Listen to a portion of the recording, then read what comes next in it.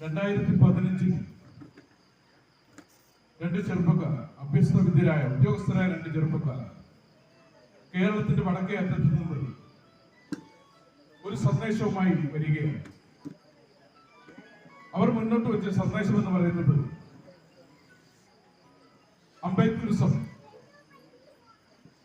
അംബേദ്കറിസത്തിന്റെ പുതിയൊരു ആശയവുമായി അവർ മുമ്പോട്ട് വരുന്നു. അതുവരെ നമ്മൾ ബാബാ സാഹിബിനെ കുറിച്ച് പഠിക്കുമ്പോൾ, അംബേദ്കറിസത്തെ കുറിച്ച് ചർച്ച ചെയ്യുമ്പോൾ ഒക്കെ നമ്മൾ പറഞ്ഞു കേട്ടിരുന്ന ചില വാക്കുകളാണ് സമത്വം, സ്വാതന്ത്ര്യം, സ്വാതന്ത്ര്യം, നീതി. ഈ മൂല്യവത്തായ കാര്യങ്ങളാണ് നമ്മൾ പലപ്പോഴും പഠിച്ചുകൊണ്ടിരുന്നത്. ഈ രണ്ട് ചെറുപ്പക്കാർ കേരളത്തിന്റെ തെക്കേയറ്റത്തേക്ക് അവർ സഞ്ചരിക്കുമ്പോൾ അവർ അംബേദ്കറിസത്തിന് പുതിയൊരു വ്യാഖ്യാനം, അത് എയ്ബസ് പ്രബുദ്ധ ഭാരതത്തിന്റെ അല്ലെങ്കിൽ എയ്ബസിന്റെ ദേശീയ അധ്യക്ഷൻ വിജയ് വങ്കർ അദ്ദേഹം ഒരു പുതിയ നിർവചനം കൊടുക്കുന്നു അംബേദ്കറിസത്തിന്. ആ നിർവചനം എന്ന് പറയുന്നത് സമത്വം, സ്വാതന്ത്ര്യം, സാഹോദര്യം, നീതി പ്ലസ് ധർമ്മ. അംബേദ്കറിസത്തിന്റെ അന്ന് വരെ കേൾക്കാത്ത ആ വാക്കുകളോടൊപ്പം ധമ്മ എന്നൊരു പദം കൂടി ഉൾപ്പെടുത്തിക്കൊണ്ടാണ് അന്ന് ഇവർ കേരളത്തിലെമ്പാടും സഞ്ചരിച്ചത്. എന്തുകൊണ്ട് ധമ്മ? എന്തുകൊണ്ട് അംബേദ്കറിസത്തിനകത്ത് ധമ്മ വരണം? നമ്മൾ ഇന്ത്യയുടെ ചരിത്രം, ഇന്ത്യയുടെ സാമൂഹിക സാഹചര്യം പഠിക്കുമ്പോഴാണ് നമ്മൾ മനസ്സിലാക്കുന്നത്. ഇന്ത്യ നമ്മൾ പലപ്പോഴും ഒരു ജനാധിപത്യ രാജ്യം എന്ന് പറയുന്നു. പക്ഷേ ആ ജനാധിപത്യ മൂല്യങ്ങൾ നമ്മുടെ സമൂഹത്തിലുണ്ടോ എന്ന് നമ്മൾ പരിശോധിക്കുന്നു. ബാബാ സാഹിബ് തന്നെ പറഞ്ഞിട്ടുണ്ട്, നമ്മൾ ജനാധിപത്യം എന്ന് പറയുന്നത് പൊളിറ്റിക്കൽ ഡെമോക്രസിയെ കുറിച്ച്. രാഷ്ട്രീയത്തിൽ നമ്മുടെ അടുത്ത് ജനാധിപത്യമുണ്ട്. അതുകൊണ്ട് ഒരാൾക്ക് ഒരു വോട്ടിനൊരു മൂല്യമുണ്ട്. പക്ഷേ സമൂഹത്തിൽ ഒരു വ്യക്തിക്ക് ഒരു മൂല്യം എന്നുള്ള അവസ്ഥ നമ്മൾ എത്തിയോ? ഇതായിരുന്നു ചോദ്യം. നമ്മുടെ ഇന്ത്യൻ സാഹചര്യം, ഇന്ത്യൻ സാമൂഹ്യ ക്രമം ജനാധിപത്യ വിരുദ്ധമായിരുന്നു. ആ ജനാധിപത്യ വിരുദ്ധമായ സമൂഹത്തെ, ആ ജനാധിപത്യ മൂല്യങ്ങൾ ഉൾക്കൊള്ളുന്ന ഒരു സമൂഹമാക്കി മാറ്റണമെങ്കിൽ അവിടെ ചില ധാർമ്മിക നിയമങ്ങൾ സ്ഥാപിക്കപ്പെടേണ്ടതായിരുന്നു. ആ സ്ഥാപിക്കപ്പെടേണ്ട ധാർമ്മിക നിയമങ്ങളാണ് ഞാൻ മുമ്പ് സൂചിപ്പിച്ച സമത്വം, സ്വാതന്ത്ര്യം, സാഹോദര്യം, നീതി. നമ്മുടെ അയൽവക്കത്ത് താമസിക്കുന്ന ആരായിക്കോട്ടെ, അവരോട് നമ്മൾക്ക് തുല്യത, അവനും മനുഷ്യനാണെന്ന് പരിഗണിക്കാനുള്ള മാനസികാവസ്ഥ അത് രൂപപ്പെടുത്തും. അവനും നമ്മളെപ്പോലെ ജീവിക്കാനുള്ള അർഹതയുള്ളവരാണ്. അവരോടുള്ള കരുണ, അവരോടുള്ള മൈത്രി, സാഹോദര്യം വികസിപ്പിക്കണം. ഇത് പലപ്പോഴും നമ്മുടെ ഇടയിൽ കാണാറുണ്ട്. ഇതില്ലെങ്കിൽ ജനാധിപത്യം ശിഥിലമായി പോകും. കേരളത്തിന് അത്ര പരിചിതമല്ലാത്തൊരു വാക്കാണ് ധമ്മ. ധമ്മയെ എങ്ങനെ നമ്മൾ പരിശീലിക്കും? എങ്ങനെ നമ്മൾ ധമ്മയെ മനസ്സിലാക്കും? ഒരു മാർഗവുമില്ല കേരളത്തിൽ. ധമ്മയെ കുറിച്ച് പറഞ്ഞു തരാൻ കൃത്യമായി അതിന് പരിശീലനം ലഭിച്ചവരുണ്ടോ? പലപ്പോഴും നിരാശയായിരുന്നു ഫലം. ധമ്മത്തെ കുറിച്ച് അറിയാവുന്നവർ കുറച്ചു പേരുണ്ട്. പക്ഷെ ഭൂരിപക്ഷം നമുക്ക് സുലഭമായി ലഭിക്കാൻ നമുക്ക് സാധ്യമല്ലാത്തൊരു സാഹചര്യം കേരളത്തിൽ.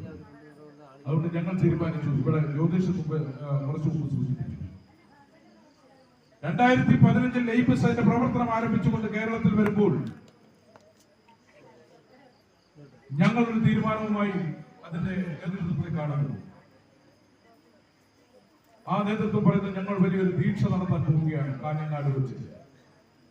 ആയിരക്കണക്കിന് ആൾക്കാരെ പങ്കെടുപ്പിച്ചുകൊണ്ട് Baba Saheb doctor B R Ambedkar 1956 October 14 നാഗ്പൂരിൽ വെച്ച് നടത്തിയ ദീക്ഷയ്ക്ക് ഓർമ്മിപ്പിച്ചുകൊണ്ട് കേരളത്തിൽ ഒരു ദീക്ഷ നടത്താൻ പോവുകയാണ്.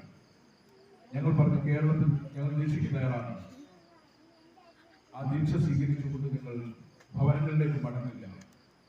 ഞങ്ങൾക്ക് ധർമ്മം അറിയണം, അത് പരിശീലിക്കണം, അത് ശീലമായി, ആ ധർമ്മം ഞങ്ങളുടെ ശീലമായി മാറണം, ഞങ്ങളുടെ ജീവിതക്രമമായി, അതൊരു ജീവിതചര്യയായി മാറണമെന്ന് ഞങ്ങൾ ആഗ്രഹിച്ചു.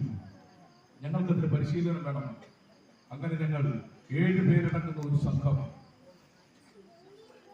ഇവിടെ നിന്നും ബാംഗ്ലൂർ വിനയലിഖിത പദ്ധതിയുടെ അടുത്തേക്ക് പോകുന്നു. അദ്ദേഹത്തിന്റെ ശിക്ഷണത്തിൽ ബുദ്ധധർമ്മം അഭ്യസിക്കുന്നതിനായി അവിടെ വെച്ച് വിനയലിഖിത പദ്ധതി ഞങ്ങൾക്ക് ധമ്മത്തെ കുറിച്ച് പറഞ്ഞു തരുന്നു. ഒരുപാട് ധമ്മത്തെ കുറിച്ചുള്ള വ്യാഖ്യാനങ്ങൾ അതിനു മുമ്പ് നമ്മൾ കേട്ടിട്ടുണ്ട് കേരളത്തെ കുറിച്ച്.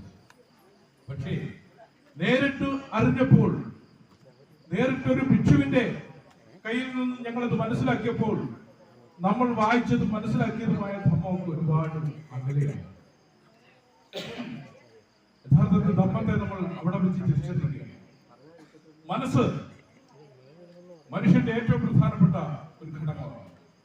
ആ മനസ്സ് ചഞ്ചലപ്പെട്ടുകൊണ്ടിരിക്കുന്ന മനസ്സിനെ എങ്ങനെ ഏകാഗ്രമാക്കി മാറ്റുവാൻ കഴിയും? കഴിഞ്ഞ ദിവസം അയച്ച പ്രകാശ് സൂചിപ്പിക്കുകയുണ്ടായി. നിങ്ങൾക്ക് ആൾക്കൂട്ടത്തിൽ ഇരിക്കാൻ നിങ്ങൾക്ക് ബുദ്ധിമുട്ടുണ്ടാകില്ല, നിങ്ങൾക്ക് ചർച്ച ചെയ്യുന്നവരുടെ ഇടയിൽ ഇരിക്കാൻ നിങ്ങൾക്ക് ബുദ്ധിമുട്ടുണ്ടായിരിക്കില്ല, നിങ്ങൾക്ക് ഒറ്റയ്ക്ക് ഒരു നിമിഷം കണ്ണടച്ചിരിക്കാൻ നിങ്ങൾക്ക് വലിയ ബുദ്ധിമുട്ടായിരിക്കും. അതാണ് ഏറ്റവും പ്രയാസമേറിയ കാര്യം. നമ്മൾക്ക് എവിടെയും പോയിരിക്കുക, ആരുമായിട്ട് സംസാരിക്കുക, പക്ഷെ ഒരു നിമിഷം നമ്മൾക്ക് കണ്ണടച്ച് ഒറ്റയ്ക്ക് മാറിയിരിക്കാൻ നമുക്ക് കഴിയില്ല. ഏകാഗ്രമായി ഒന്ന് ചിന്തിക്കാൻ നമുക്ക് കഴിയില്ല. അപ്പോഴേക്കും മറ്റു പല ചിന്തകളും നമ്മളിലേക്ക് കടന്നു. ഇതാണ് നമ്മൾ എന്ന് പറഞ്ഞ നമ്മുടെ മനസ്സിൽ ഉണ്ടാകുന്ന, അതായത് ജ്യോതിഷത്തെ സൂചിപ്പിച്ച മങ്കീമ ഒരു ലാൻസ് റെസിഡൻസിൽ വെച്ചാണ് ആ പ്രോഗ്രാം നടന്നത്. വിനയലിഖിത പദ്ധതി വന്നപ്പോൾ ഒരു ഹാള് നിറച്ച് കുട്ടികളും സ്ത്രീകളും പുരുഷന്മാരും വിനയലിഖിത പദ്ധതി ത്രിസർണവും പച്ചശീലവും ചൊല്ലുന്നു. അതോടൊപ്പം ഈ കുട്ടികൾ, അവിടെ നിൽക്കുന്ന ഉപാസകർ, സ്ത്രീകൾ, പുരുഷന്മാർ മുഴുവൻ ആൾക്കാരും പദ്ധതിയോടൊപ്പം കാണാതെ ഈ ത്രിസർണവും പച്ചശീലവും അതുപോലെ തന്നെ ബുദ്ധപൂജയും ധമ്മപൂജയും ഒക്കെ ചെയ്യുകയാണ്. ഇവിടെ നിന്ന് ഞങ്ങളോടൊന്നും പറഞ്ഞില്ല.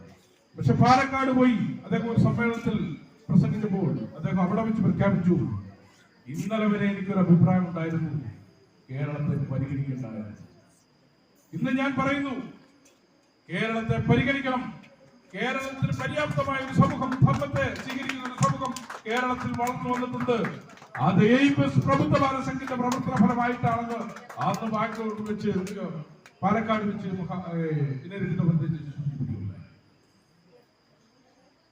പിന്നീട് ഞങ്ങൾ പദ്ധതിയുമായിട്ട് പല കാര്യങ്ങളും ഡിസ്കസ് ചെയ്തു. പദ്ധതി പറഞ്ഞത്, നിങ്ങളൊന്നും മൈൻഡ്, നിങ്ങൾ ധമ്മത്തെ മാത്രം മുറുകെ പിടിക്കുക. ആരൊക്കെ എന്തെങ്കിലും പല ആൾക്കാരും പറയും ധമ്മം അങ്ങനെയാണ്, ധമ്മം ഇങ്ങനെ ഇരിക്കുകയാണ്, ധമ്മത്തിന് ഇന്ന ഗുണങ്ങളുണ്ട്, ഇന്ന ദോഷങ്ങളുണ്ട്, പല അഭിപ്രായങ്ങളും പറയും. ധമ്മത്തിൽ വലിയ ഇന്റലക്ച്വൽസ് വരും, നിങ്ങളുമായിട്ട് ചർച്ച ചെയ്യും. നിങ്ങളതൊന്നും കേൾക്കണ്ട.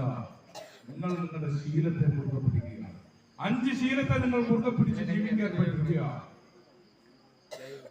നിങ്ങളിപ്പോ ബേസിക്കലി നിങ്ങൾ 5 ശീലത്തെ ആ ധമ്മത്തെ മുറുകെ പിടിച്ച് നിങ്ങൾ ജീവിക്കാൻ പറഞ്ഞു. ഞങ്ങൾ തീരുമാനമെടുത്തു. പലരും പല അഭിപ്രായങ്ങളും പറഞ്ഞു. ഞങ്ങൾ ധമ്മത്തിൽ നിന്നും വ്യതിചലിക്കാൻ ഞങ്ങൾ തയ്യാറായില്ല. ധമ്മത്തെ മുറുകെ പിടിച്ചുകൊണ്ട് കേരളത്തിലെമ്പാടും പ്രവർത്തനം ആരംഭിച്ചു. ആ ധമ്മത്തെ മുറുകെ പിടിച്ചതിന്റെ പരിണിത ഫലമാണ് ഇന്നിങ്ങനെ ഒരു സമ്മേളനം ഈ നഗരം വെച്ച് കൂടാൻ കഴിയുമെന്ന്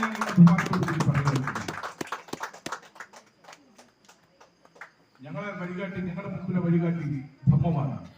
ആനന്ദനോട് ബുദ്ധൻ പറഞ്ഞതുപോലെ, ബുദ്ധൻ മരിക്കാത്ത സന്ദർഭത്തിൽ ഞങ്ങളെ ഇനി ആര് നയിക്കുമെന്നുള്ള ചോദ്യത്തിന് ഭഗവാൻ ബുദ്ധൻ കൊടുത്ത മറുപടി, ഞങ്ങളിൽ ഇനി ആരാണ്, ഭിക്ഷുക്കളിൽ ഇനി ആരാണ് ഈ സംഘത്തിന്റെ നേതാവാകേണ്ടതെന്ന് ബുദ്ധനോട് ചോദിച്ചപ്പോൾ ബുദ്ധൻ പറഞ്ഞത്, നിങ്ങളുടെ നേതാവ് ധമ്മമാണ്. അതേ ധമ്മമാണ് എയിംസ് പ്രബുദ്ധ ബാലസംഘത്തിന്റെ നേതാവ്. ആ ധമ്മത്തിൽ നിന്ന് വ്യതിചലിക്കാൻ ഞങ്ങൾ തയ്യാറാണ്. ധമ്മത്തിന് വേണ്ടി പ്രവർത്തിക്കും. അതിന്റെ അടിസ്ഥാനത്തിൽ, ആ ശീലത്തെ മുറുകെ പിടിച്ചതിന്റെ അടിസ്ഥാനത്തിൽ ഞങ്ങളിൽ അതിന്റെ പ്രജ്ഞ ഉണരുന്നു. ആ പ്രജ്ഞ ഉണർന്നു കഴിയുമ്പോൾ ഞങ്ങളുടെ കണ്ണുകളിലൂടെ കരുണ, ആ കരുണ പ്രകാശിക്കുന്നു. മുദിത, ഉപേഗ എന്നീ അവസ്ഥകളിലൂടെ സഞ്ചരിക്കാൻ ഞങ്ങൾ